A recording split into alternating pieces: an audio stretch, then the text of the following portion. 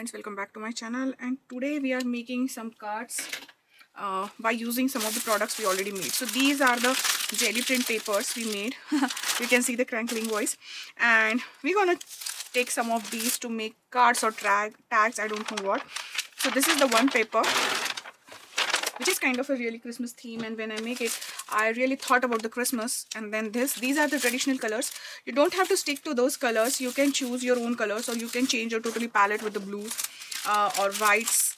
Here I'm just kind of searching for some of these papers, and I always want to show you the process how I did the things. And then I'll choose some of the thick papers also, we can create our own marks. So these are the jelly prints we created at that time, at that moment.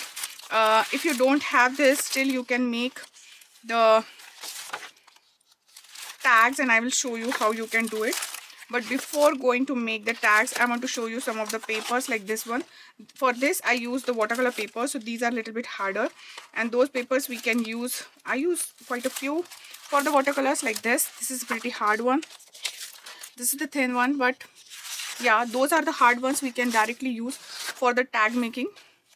And I'll choose these two, and I'm gonna put the rest of this away, because if you don't do that, you're gonna miss the things and you get confused with the things and so on.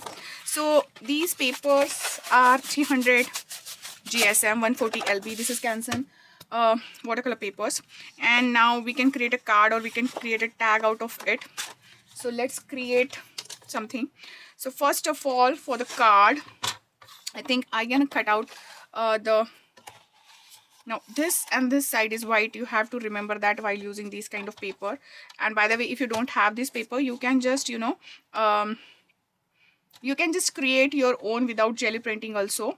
So for that, what you have to do is just you have to put the colors on it, just scribble the colors on it, and that would be fine.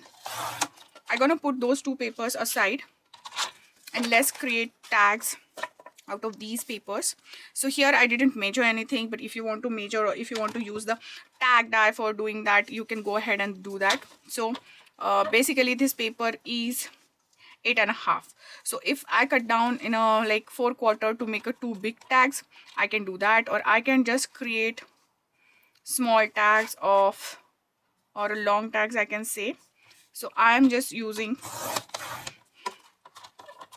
okay, so this is the one and this one is another, and now again we can create two more tags out of it.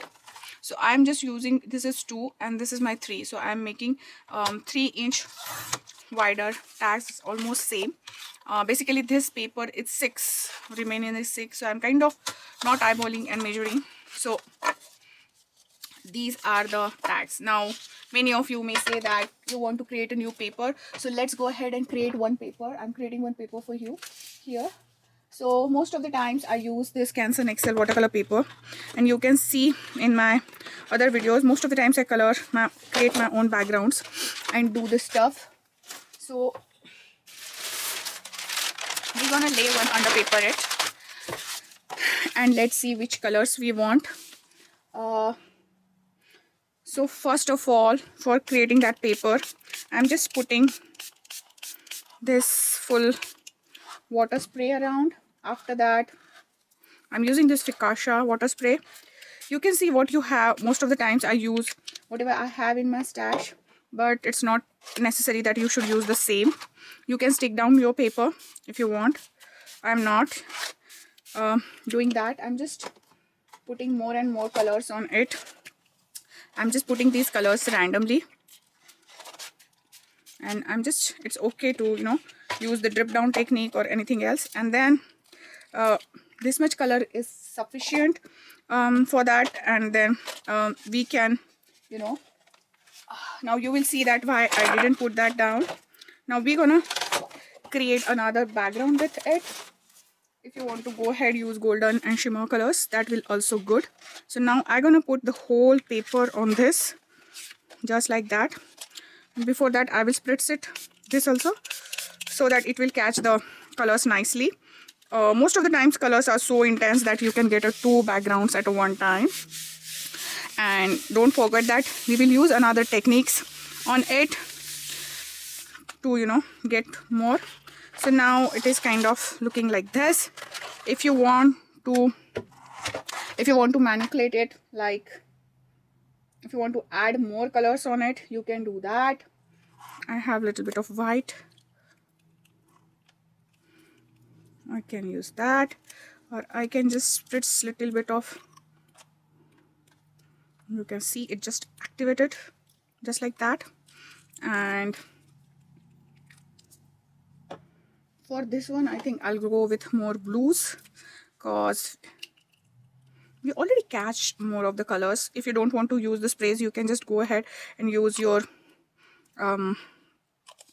the colors like watercolor, gouache or acrylic, anything will do.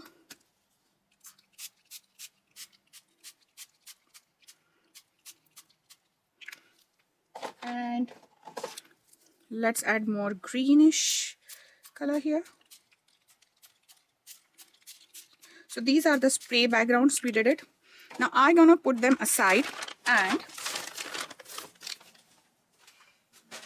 I will show you another technique on this paper, which is like what do you say, which is like more thinner side. This is my kid's paper pad. Now he's not using more, so I grabbed it. So in this way you can get these kind of textures. I use the leftover paint on this. I didn't do it purposely. Whatever I left over under my paper, I use that. Let's grab another sheet of paper here just to protect our things. Now if you're not spraying, you don't have to put that. You can directly use the watercolors on it or gouache on it. But why I'm doing so, because sometimes I don't know what's going on in my mind, and sometimes I just, you know, create the different kind of look, and then I add both the colors together. So for this we will go ahead and add some red. Now you can see that I'm just adding it very randomly, no rocket science, nothing else. These are my which one is this? Okay, these are my wash ones, and I have these from Arteza. You can use any brand you have. You can use the children's watercolor also if you want, that will also. So I'm just putting and rubbing this paper. I know at this moment you will feel that what she is doing, she is not doing anything, but basically I'm just showing you the different techniques, and then we're gonna put those tags together. Sometimes my videos goes longer just because of I show many techniques, and you know, I like to do that. So after this I'm gonna pick the darker shade in the same brush, and I'm gonna make some marks. You can do circles like this, you can do some kind of these marks depending on your brush.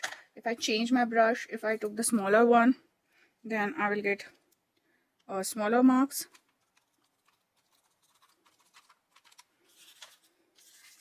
If I change the, if I have a golden color, I can use that. So this is the palette, which is like kind of more in traditional colors. You can go ahead with the blues also, you can go ahead with unusual colors also, or you can go to Pinterest and see what other colors they have. And I'm gonna put this for a drying, and maybe I can add a little bit of green just by spritzing a little bit of spray on it. And I'm gonna put that aside. So if you don't have jelly print, still you can do the same process, and you're gonna get this kind of effect. I will put this down for drying.